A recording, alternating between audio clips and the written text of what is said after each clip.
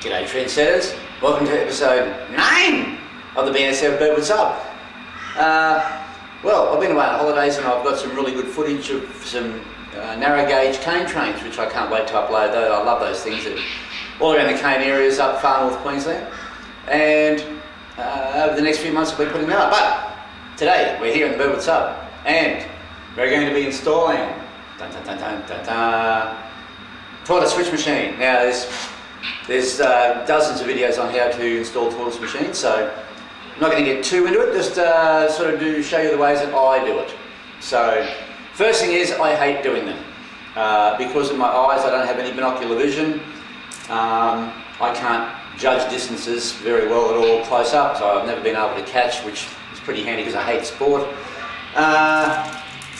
So it does make working, and as I'm getting older, you know, the good eye that I have got slowly starting to get lazy.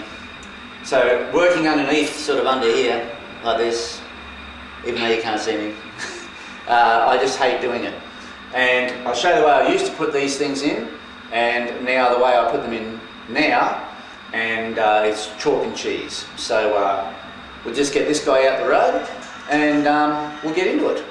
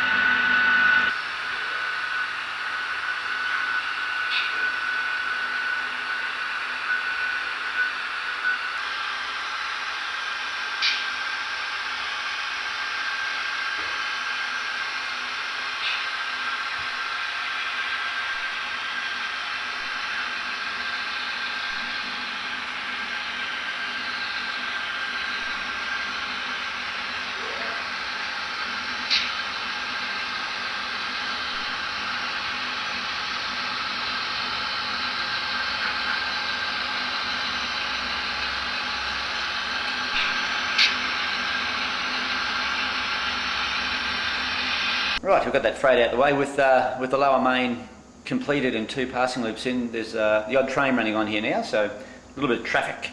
Now, the standard old Tortoise points machine, very nice. I've used quite a few over the decades.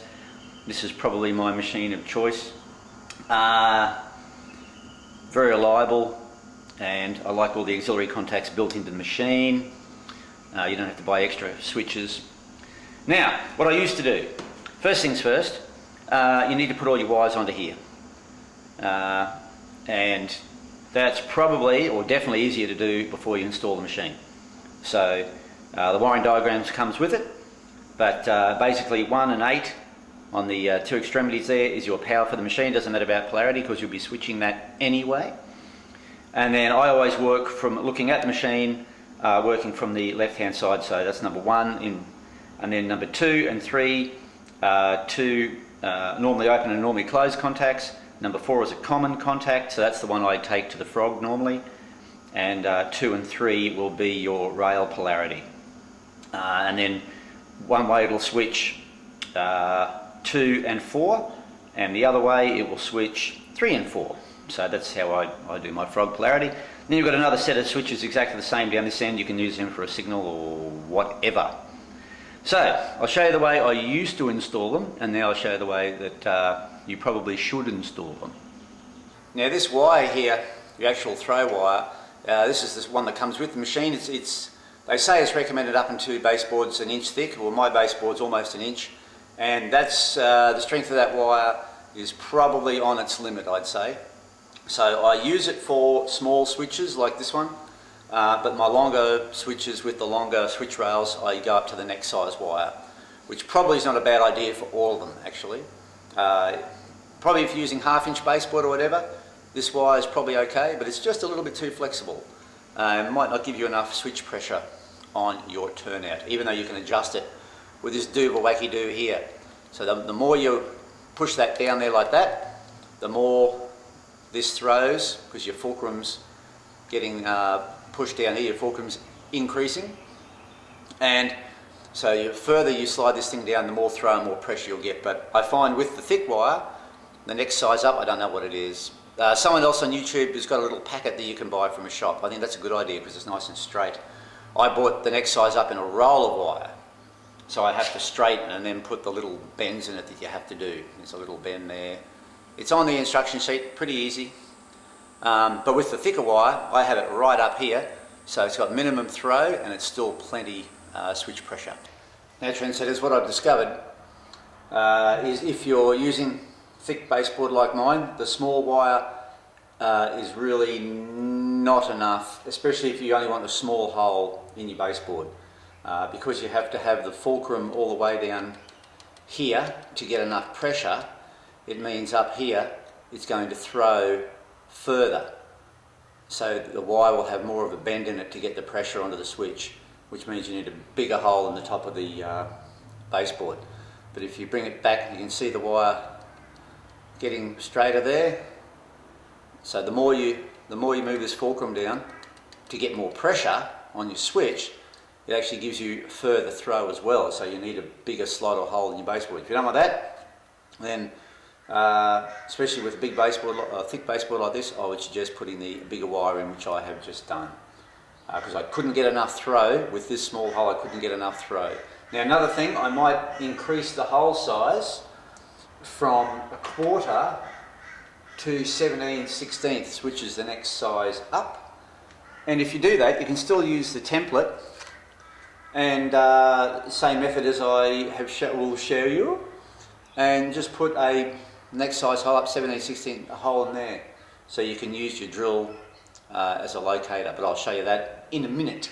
So what I used to do, trendsetters, is put the turnout motor underneath, and then I'd try and come up through here and see the wire coming up there, and I'd have to get it in the middle of the hole, and then once I got it in the middle of the hole, I'd make sure that the switch rail was actually in the middle. And then also, if you're going to do it this way, make sure start off with your motor drive in the middle. And when you're pushing this across, do it very, very slowly. It says in the instructions you shouldn't do it, you'll damage the gears, but do it very, very slowly. You'll hear a little motor ticking over because it's really low geared. So push that in the middle, and then make sure your switch is in the middle. And if you want to do it that way, that's fine. That's the way I used to do it. So I'd spend ages with this, with the wire poked up the guts here, and then I'd have to try and hold the bloody switch machine, trendsetters. So what you have to try and do is get the switch machine up there, get the wire through the hole in the switch tie at the top there in the throw bar, and then of course you have to make sure that the wire is in the middle. So what you don't want is the wire, more over this side. You're not going to get any throw here, and also you don't want it over this side. You want the hole dead bang in the middle of the hole, and you also want it parallel to the track. The switch machine parallel, sorry, and so the throw at right angles to the points, or to the turnout, as we say in the United States. Actually, we use turnout down here now too, which is a good idea. Anyway, so you have to do two things, and because you're only playing with a 1/4 inch hole here, now if you can put a bigger hole in if you like, it gives you more leeway for your throw here, but it just means a bigger hole in the top of the baseboard. So Tortoise 1/4 inch or 6.5 mil, so that's what I've done. So you don't really have a lot of play because you've got a 2 or 3 mil throw there. So this wire has to be right in the middle. So what I used to do, okay, shall I quit? What I used to do is put this up here, and put it through the tie. It's not through the hole in the top of the mountain, I'm only demonstrating. And as I said before, I hate doing this because of my eyesight. I don't have binocular vision, so I can't tell how far things are away. And I try and move it around like this, and they go, oh, that's, you know, that's about in the middle there, and then that's about in the middle there, and then you try and hold it, trendsetters, and then you mark it here, and then you try and have it parallel here, and I just hated doing it. So you do what you should do and read the instructions, like most men don't do. I'm sure if there's any lady model railroaders watching, they'd probably read the instructions straight away. And if you are watching, call me, just call me. Okay, so this is the Tortoise template that you get, well, you buy, sorry. You get a paper one, and yes, I could have made a paper one out of, you know, and put it on a bit of tin and transferred it, but I just couldn't be bothered. There's too many other things to do. So, what you do, this is a 1/4 mil hole up here for our throw bar. You get your super duper Tortoise thing, and you get a 1/4 mil drill. Put that through there like that. That's your 1/4 inch drill, that's your wacky do there. You put that in the hole. Now it's a bit of a tight fit because it's not the flute end of the drill, it's the shaft end of the drill, so it's going to be a little bit tighter, which is good. Like that. Now, also what we need to do next is make sure we have a parallel line through here. So let's do that. Right, you're going to get yourself one of these, which is a bevel, adjustable bevel, and buy a good one. And then what you do, these are used for carpentry and cabinet work and all that sort of thing. They're great little things to have. So what I do is, where are we? Where's our throw? I line this up parallel with the angle of the throw bar there, which is pretty well the angle of the sleeper, so I just pick a sleeper.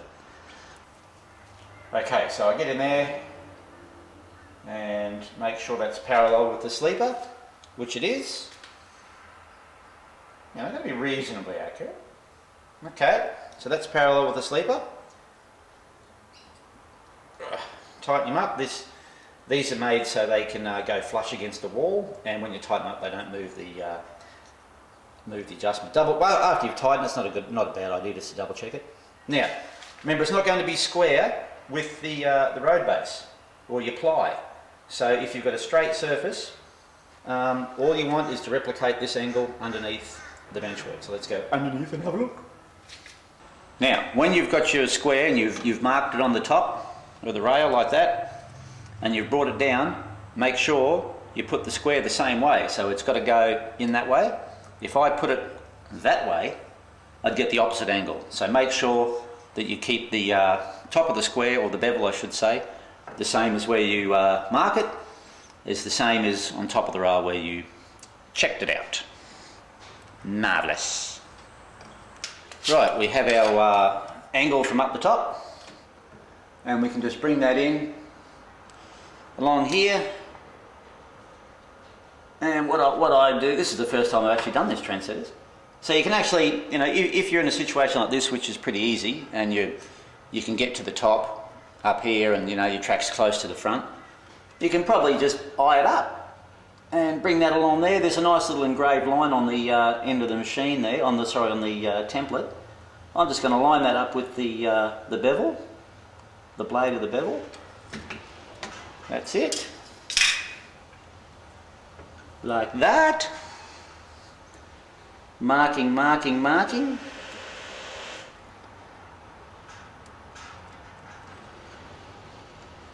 This is just so much easier, trendsetters, as I get in, right in the shot there.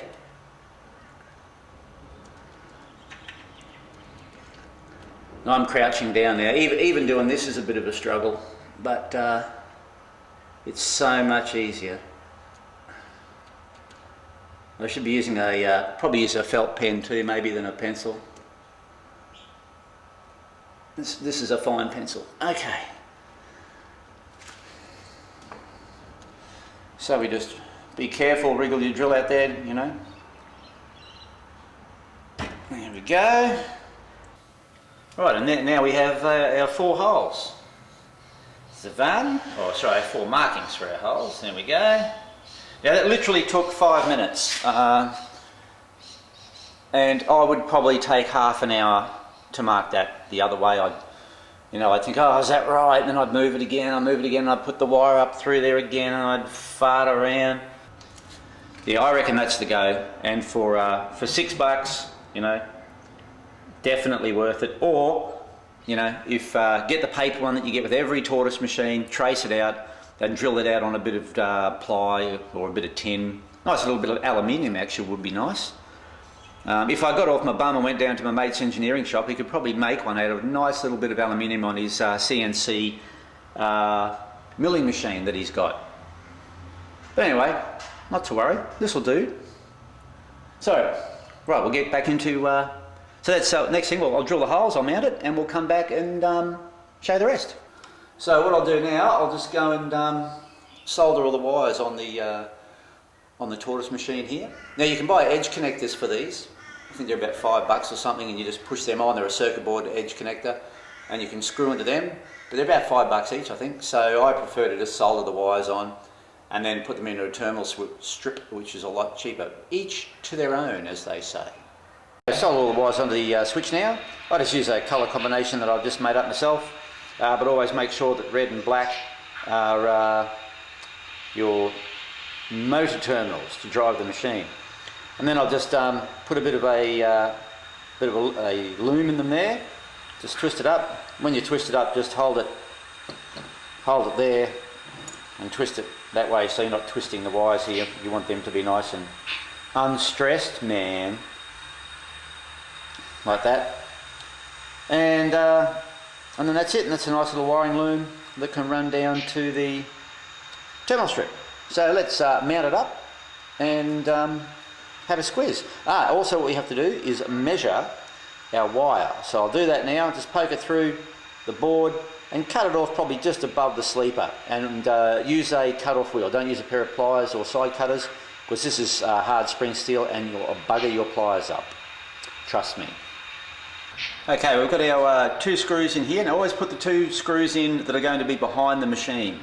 So I'm coming in from the front here, and so I won't be able to get to these back ones. So, well, I will be able to, but it's a lot easier to do it now. Put those 2 in, and we'll push the wire up through here, through the bar of the machine, clip it in on the back ones there, and then we can just hold it there, and 2 screws in the front. So we'll do that. Okay, we've got our 2 screws in here. Now always put the 2 screws in that are going to be behind the machine. So I'm coming in from the front here, and so I won't be able to get to these back ones. So, well, I will be able to, but it's a lot easier to do it now. Put those 2 in, and we'll push the wire up through here, through the bar of the machine, clip it in on the back ones there, and then we can just hold it there, and 2 screws in the front. So we'll do that. Okay, so the back 2 screws are in. That's actually quite firm there as it is.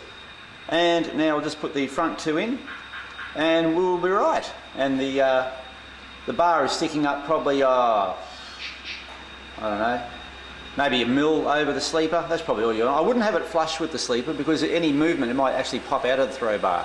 So I'd have it maybe a mil above the sleeper. They blend in pretty well. So I'll just put these 2 screws in here. Now we'll laugh, and this has been a lot easier with this template, but you must make sure that the hole is accurate for above. If your hole through the sleeper from the bottom is not accurate, from the top, then of course your template's going to be out. So that's the only other thing. Okay, we're in, as the bishop said to the stripper. Oh, okay, now we're all got our screws in there, bar through there. You can see the fulcrum's right up near the top there. With this thicker wire, you can almost have it up to the, I suppose, the minimum adjustment. I've got it down a little bit, and that's got a nice pressure on the switch there too, so that's good. And I would probably recommend, if your baseboard is over ½ an inch, I would definitely go the thicker wire. Make sure you just have to drill out the hole in the throw mechanism, which is near the screw there. And there's our loom going over to the terminal strip. That's what it's called. All right, we'll wire that up and we'll get her done.